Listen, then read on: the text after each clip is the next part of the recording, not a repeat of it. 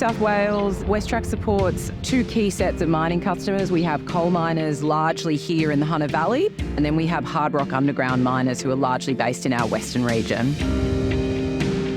Bloomfields is one of our largest local customers here in New South Wales, largely a family-run business.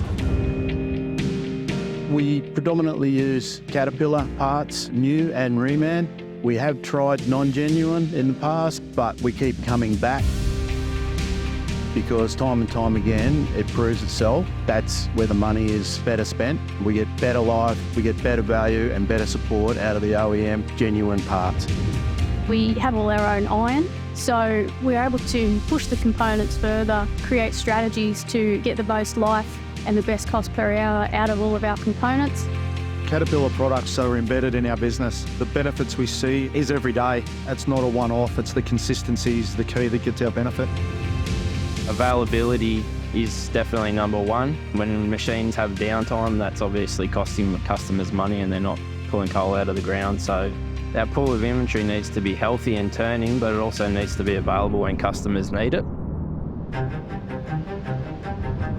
OceanaGold is a fairly big customer with a large fleet. Productivity is very important for them, and for that reason they need the right part in the right time.